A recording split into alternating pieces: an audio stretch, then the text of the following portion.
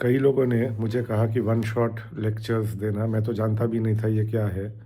पर कई लोगों ने जब कहा तो मैंने कहा कि अच्छा चलो, वैसे फुल फ्लेजेड तो अभी नहीं करूँगा मैं ये काम, बट थोड़ा-सा कर सकते हैं।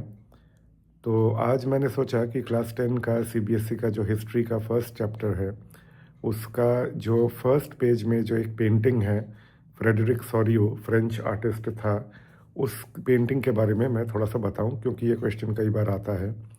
तो वो पेंटिंग फ्रेडरिक सोरियो ने क्यों बनाया, सबसे पहले ये जान लें।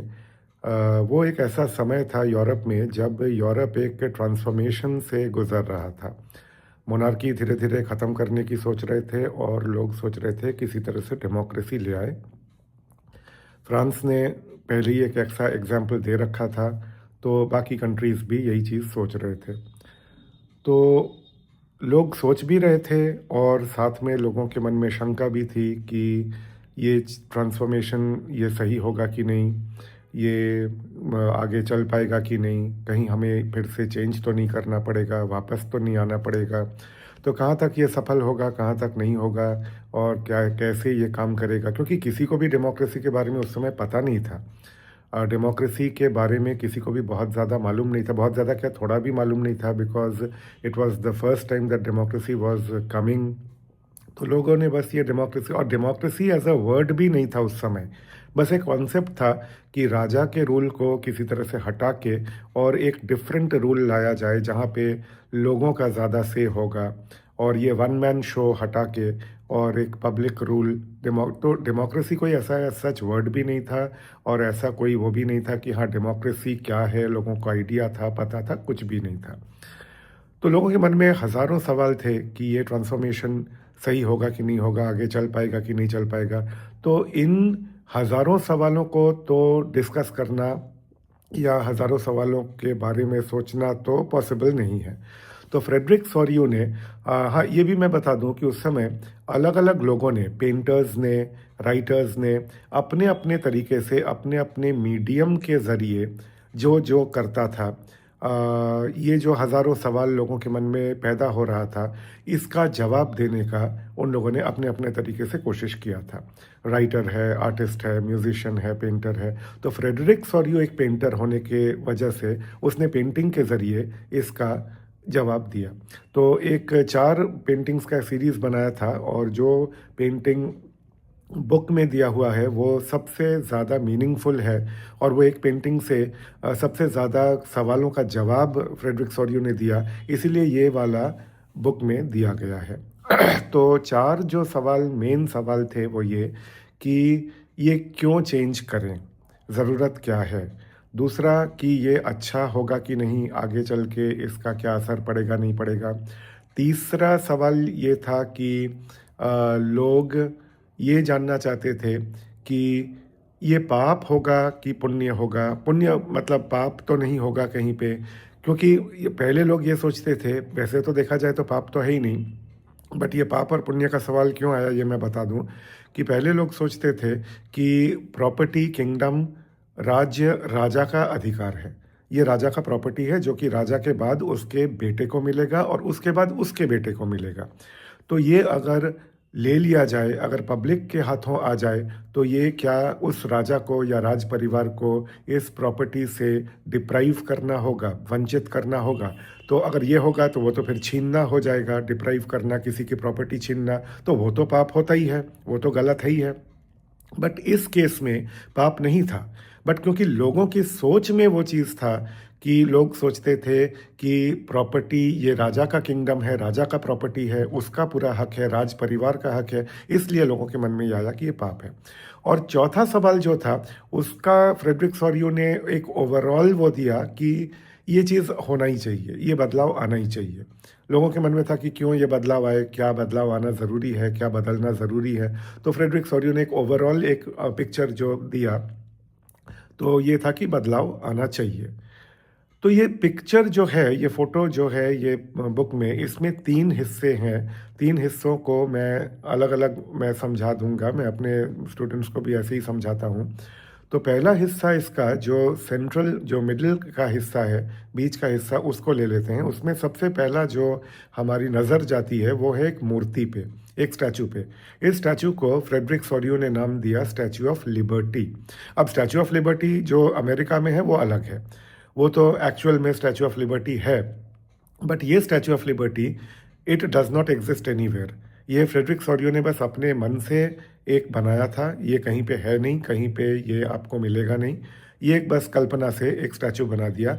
और ये स्टैचू के साथ साथ आप ये भी देख सकते हैं कि एक लंबी लंबी कतार, एक लंबी लाइन लोगों की चली आ रही है ये स्टैचू के पास। तो ये लंबी कतार, ये लंबी लोगों की लाइन क्यों आ रही है कि वो लोग आ रहे हैं स्टैचू ऑफ लिबर्टी को रेस्पेक्ट देने के। जैसे हम मंदिर जाते हैं, हम भगवान के सामने हम हाथ जोड़ते हैं या सर झुकाते हैं, तो वो भी आ रहे हैं ये मूर्ति के सामने।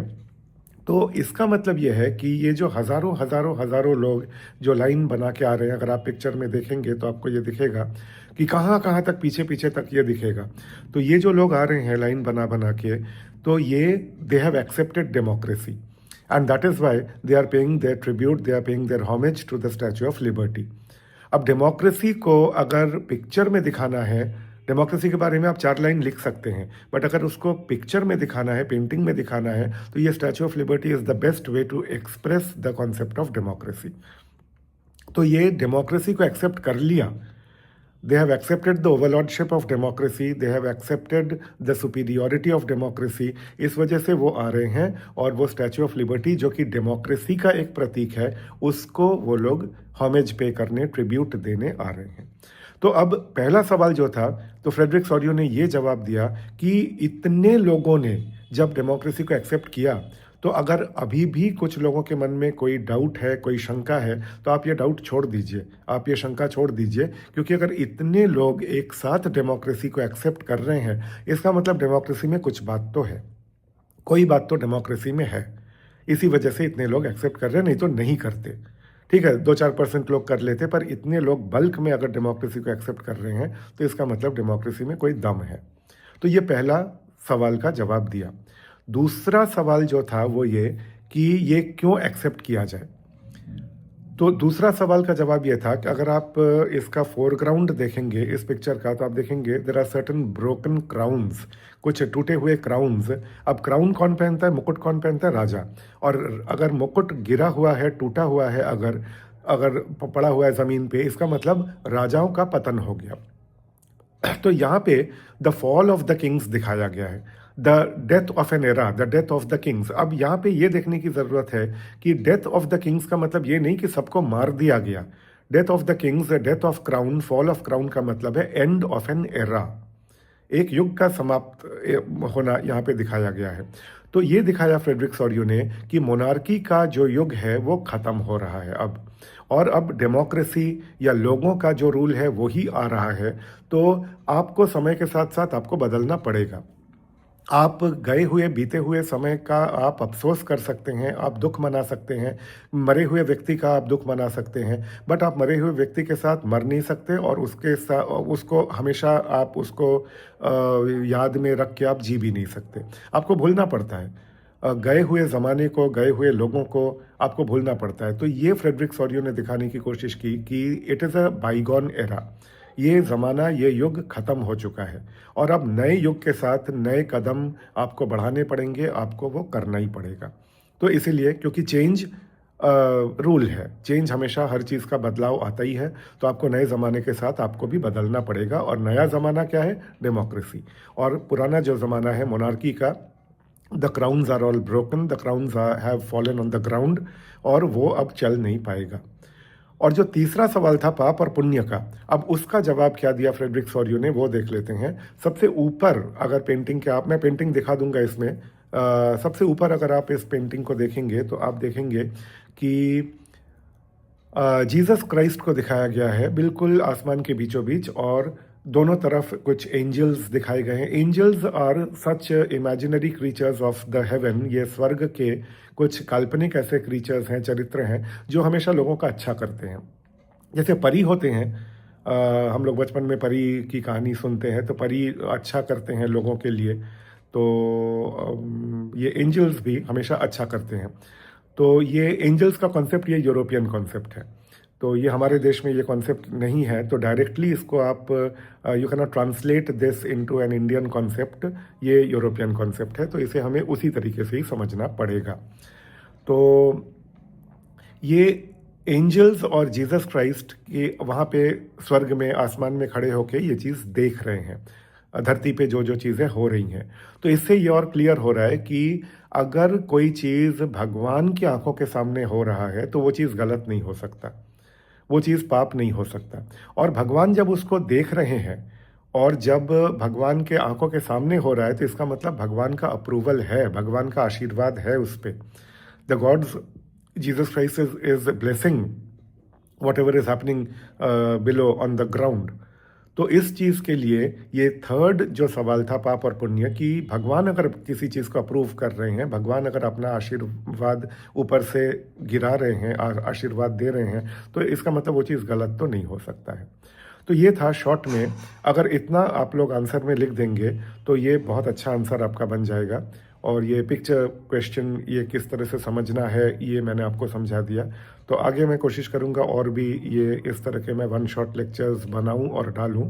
तो अगर आप लोग को अच्छा लगेगा और आपको फ़ायदा होगा इससे, तो मैं कोशिश करूँगा आगे भी ये करने का। मैंने इतना जल्दी ये सोचा नहीं था करने का, बट कुछ लोगों ने कहा तो मैंने कहा कि अच्छा चलो एक आध करके देखते हैं क्या इसका रिएक्शन आता है लोगों का, या लोगों का क्या इसके फ़ायदा होता है नहीं होता है। तो उस हिसाब से फिर मैं आगे भी और बनाऊंगा। Thank you. एक पॉइंट जो मैं मिस आउट कर गया वो मैं बता दूं, बाद में मुझे अब ध्यान आया कि ये जो long chain of people who are coming from far and wide, जो आप देख सकते हैं स्टैचू ऑफ लिबर्टी को होमेज पे करने के लिए, उनके हाथ में अलग अलग झंडा है and they are wearing different kinds of uniform. ये यूनिफॉर्म वर्ड के लिए आपके बुक में जो लिखा है लिवरी वर्ड यूज़ किया गया है। तो लिवरी का मतलब होता है यूनिफॉर्म। ये वर्ड आप लोग के लिए नया होगा, लिवरी का मतलब होता है यूनिफॉर्म। तो they are holding different kinds of flags and they are wearing different kinds of liveries, uniforms, dresses. इससे ये पता चलता है कि they are coming from various nations, they are coming from various countries. Nation उस समय नहीं कहते थे, कंट्री कहते थे। तो they are coming from various countries. ये नेशन का कॉन्सेप्ट तो बाद में आया, राइज ऑफ नेशनलिज्म ये चैप्टर ही इसीलिए है कि नेशन का कॉन्सेप्ट नहीं था, वो बाद में आया। Okay, thank you.